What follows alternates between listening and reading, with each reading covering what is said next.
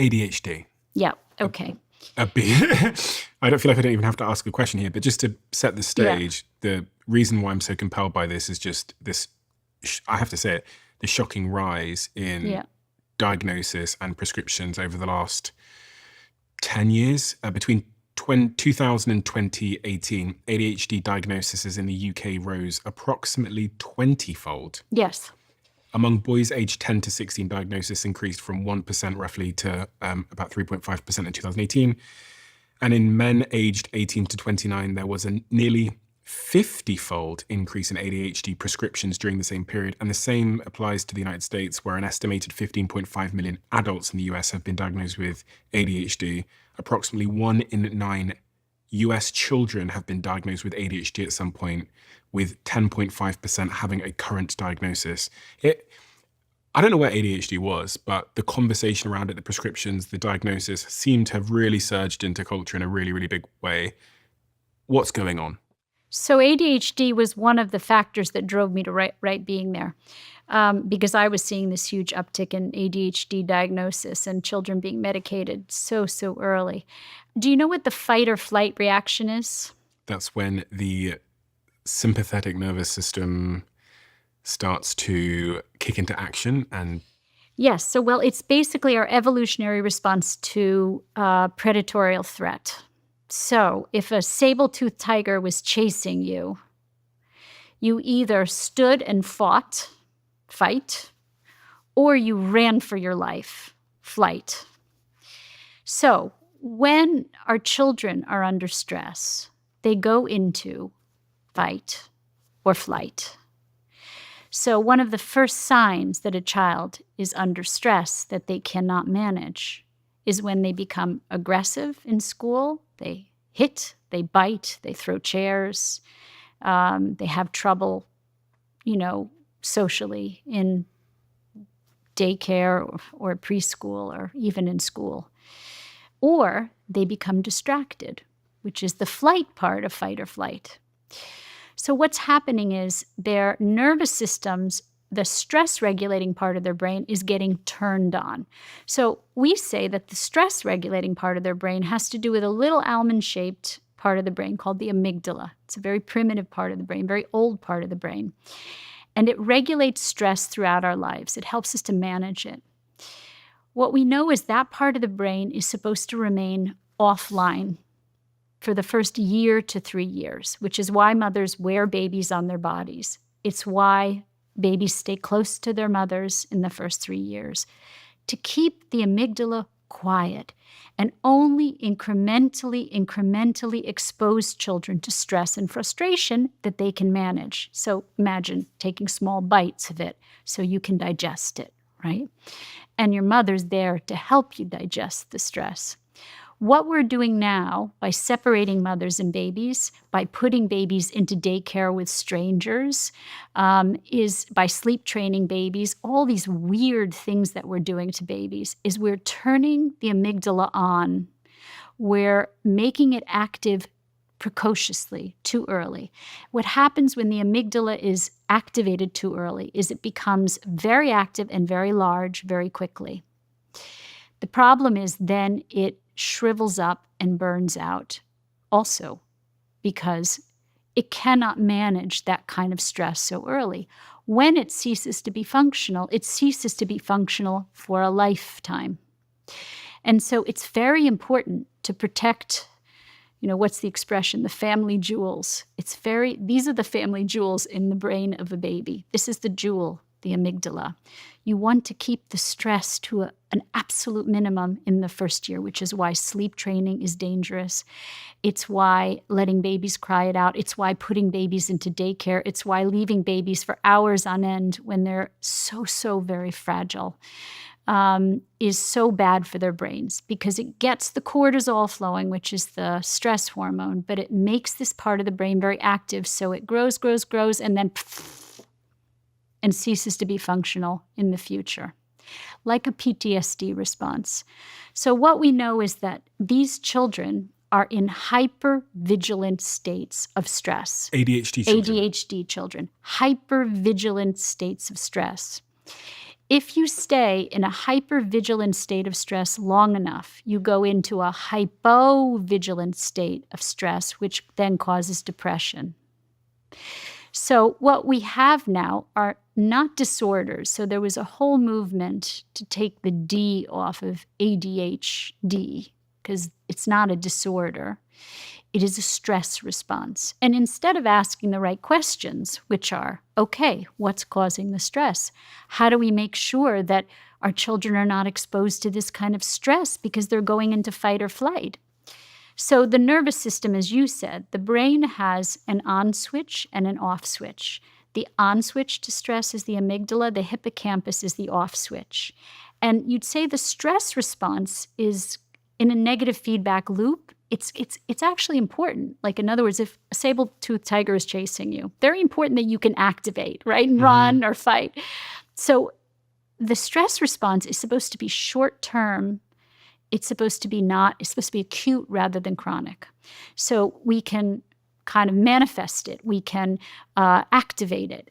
But then it's supposed to be turned off by the turn-off switch, the hippocampus. What we're seeing in children's brains is that the amygdala is growing very precociously large, and the hippocampus, which is the off switch, is very small. So we have this problem. As we say, Houston, we have a problem. We have an on switch going full speed, gas, no brakes, and no off switch. And that's causing ADHD, behavioral problems that are hugely rising in children in school, a lot of aggression and violence. And so that's what's happening. This is a stress response. And again, instead of asking the right questions like, where is this coming from? What's causing the stress? Instead, we silence the children's pain. We tell parents, we'll medicate it and we'll just relieve the symptoms. For me, that's malpractice. The way we treat ADHD is malpractice. A child goes into fight or flight when they are under stress. It could be psychosocial stressors at home, in the family. It could be at school. It could be with their friends. It could be a learning disability. There's so many things that can cause kids stress. So instead of medicating them, why don't we figure out what's happening to that child deeply that's causing them to go into fight or flight? Isn't that point of view, I've got two questions here. The first is, how do you know that it's stress? And the second is, if it is stress, then that the problem, or at least the inconvenient truth that then creates, is that the parent is responsible. Yes, there's the inconvenient truth. For their child's ADHD. Yes, that's the inconvenient truth. It's not so simple. Sometimes it's the family.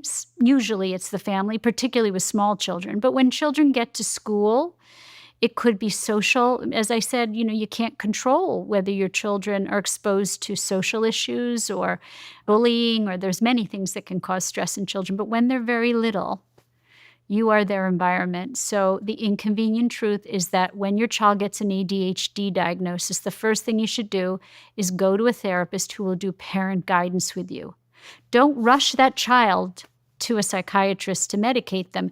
You go with your partner or spouse and talk to a parent guidance expert about what could be causing this child to feel such stress. And look at the psychosocial stressors. Look at the influences and the dynamics in this child's life that would be causing them to go into a state of stress like this. Give me some examples of the type of stresses, the everyday stresses that we're now exposing children to that are leading to ADHD, in your opinion. Well, again, let's start at home. At home, the stresses might be that they were handed over to a daycare center at an early age, which turned that amygdala response on, which turned the stress-regulating part of their brain on too early. Now you have that hyper-vigilant reaction, and they can't turn it off, right? It could be a divorce situation. 50% of couples divorce, which means that divorce is an adversity. I have a book coming out in a year about how to divorce and mitigate the impact of the divorce on the child. But no matter what, a divorce is an adversity on a child and a stress. When parents fight dramatically in the home, if there's tremendous sibling rivalry issues in the home, if there's the birth of another child that's stressful, right? If you have a sibling, believe it or not, that's a very stressful thing. If parents are sensitive about that, then it can be mitigated. But if parents are insensitive about the birth of a second child and the feelings that your first child may have, that can cause stress. Moving can cause stress. Illness or mental illness in a parent can cause stress. Alcoholism, any kind of addiction can cause stress. A grandparent or uncle or aunt or even a parent getting sick and dying can cause stress. I mean, there are so many things that can cause stress. But the point is that stress can be regulated, but it can only be regulated if parents are introspective and self-aware and willing to look at their part in it. If parents hand a child over to a psychiatrist and say, fix my child, of course psychiatrists will cooperate with you and silence your child's pain. But is that really what you want to be doing? Because in the end, you're just putting your finger in a dike. You're putting your finger in a dam. And eventually that dam is going to burst. What do you say to some of the evidence around there being a link to a hereditary component? In twin studies, they found that ADHD is about 74 to 80% heritable, making it one of the most genetically influenced psychiatric conditions. Let me tell you a different study that will help you to understand that study, which is that we know that there is no genetic precursor to mental illness. There is no genetic precursor to ADHD. There is no genetic precursor to depression and no genetic precursor to anxiety. What do you mean by precursor? Meaning there's no genetic connection. You don't get it in your genes. If your father or your mother were depressed, you get it by something called the inheritance of acquired characteristics. If you're raised by a depressed parent, you're more likely to become depressed. It's the nature-nurture argument. Okay, but what they did find, now, schizophrenia has a genetic connection, bipolar disorder, those have genetic, but the rest do not. Anxiety, depression, ADHD, no genetics. What they did find is a genetic tie to something called the sensitivity gene. It's a short allele on the serotonin receptor. And serotonin, as we know, is used to regulate happy emotions, to regulate emotions, right? So when you have a short allele, it means that you have a harder time picking up the serotonin, but it also means that you are more sensitive to stress. Now, those children who are born with this gene, this short allele on the serotonin receptor gene, they are more prone to mental illness later on because of that sensitivity to stress. What the study shows is if those children who are born with that gene for sensitivity are provided with emotionally and physically present attachment security in the first year, it neutralizes the expression of that gene. So epigenetics means that we're born with genes, like you might have a gene for rheumatoid arthritis or you might have a gene for cancer, but it never gets expressed. Well, we all have genes for something, but they don't necessarily get expressed. That's what epigenetics is. It means the environment has to turn on the gene to make it, let's rock and roll, right? Mm-hmm. What it showed in this study is that the children who were born with this genetic precursor, this sensitivity to stress, if they had sensitive, empathic, nurturing, and present parents in the first year, it neutralized the expression of that gene so those children could be as healthy as children born without that gene. If, however, children born with that sensitivity gene were neglected, abandoned, not provided with sensitive, empathic, present, nurturing, it exacerbated that gene. So we know that that sensitivity gene is tied and correlated to mental illness later on unless the sensitive, empathic, nurturing mitigates that gene. And what do you say to people that point to MRI scans?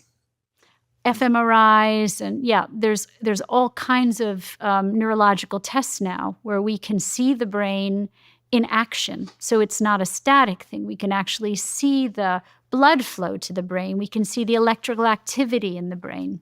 It's amazing, actually. But some people say that this proves that it's the way your brain is. And lots of my friends that have ADHD, when they talk about their ADHD or the way that they are, they say, my brain works like this.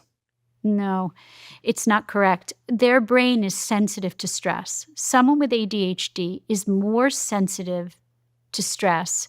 So you could ask them questions like this. You could say, Are you a more sensitive person? Are you more sensitive to noise, to smells, to touch when you were a child? Did you not like itchy things? Did you cry more? Were you more sensitive when your parents would go out for the night? Were you more sensitive when your mom would go to work? Or were you more sensitive when you were left at nursery school?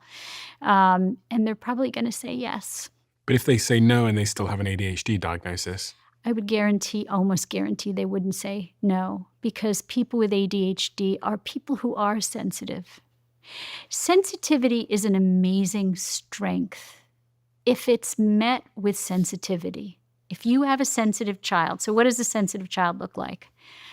If you have multiple children, then you know, because the first thing I'll do when I give a public talk is I'll say, okay, everybody here, who has a sensitive child? And I describe, okay, a sensitive child is a child who cries more, is harder to soothe, is more clingy, doesn't like you leaving them, has a harder time separating, has a harder time going to sleep and being left to sleep on their own, is sensitive to things like noise and smells and touch. And if you grew up in an environment that was stressful, and again, you've identified that stress can come in many forms. It could be arguing parents, it could be a neighbor or whatever, some environmental factor that caused that stress. You were sensitive, you developed ADHD, you become an adult, you get diagnosed at 30 years old as having ADHD. Yeah. You're offered medication, you take the medication makes you much more functional in your career, in your relationships, in your life. It's a stimulant. And so what stimulants do is they can cause great anxiety. They can cause panic attacks. In adolescence, they can cause growth issues. So I have patients who come to me, young men who didn't grow because they were put on stimulants when they were young. So in terms of the consequences of using stimulants, the jury is still out, but we know that they cause growth issues, they cause panic attacks, they cause anxiety disorders, they cause depression. So they're quite life-saving. They're quite life-saving for some people in terms of having a... They can be. So what I would say is, if you have tried everything to uncover what the stress is that's causing you to react this way, and you still are feeling that way, then sometimes medication can be a lifesaver. The problem is that we turn to medication in adolescents and children and young adults. We turn to it as a performance drug because there's so much stress in modern life, and there's such a need for people to perform and be successful in their careers and in school and get good grades.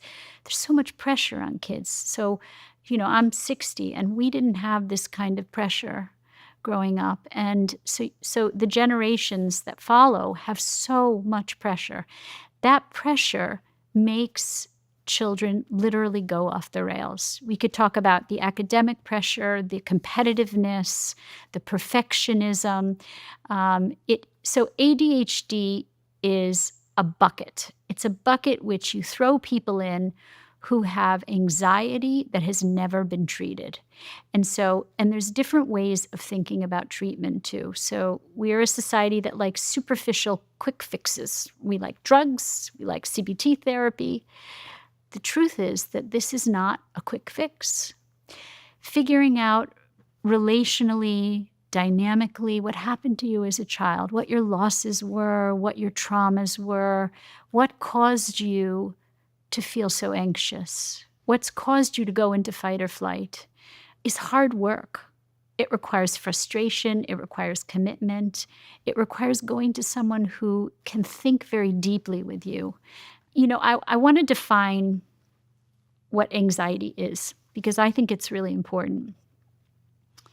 Because we rarely define depression and anxiety.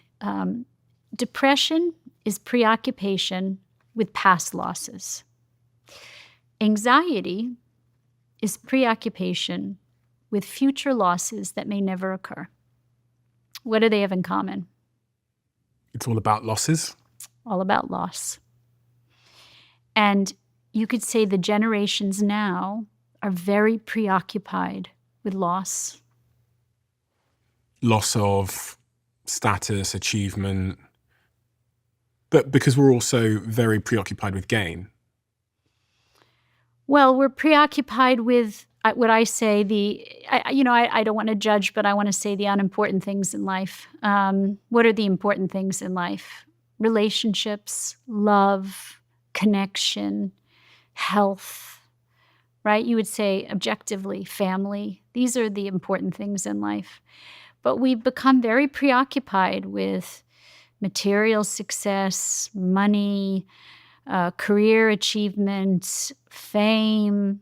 I think there was a study that interviewed teenagers, and it was really discouraging because they said that the thing they wanted more in life than anything was to be famous. And so we're preoccupied with the wrong things. If you love the Diary of a CEO brand and you watch this channel, please do me a huge favor. Become part of the 15% of the viewers on this channel that have hit the subscribe button. It helps us tremendously, and the bigger the channel gets, the bigger the guests.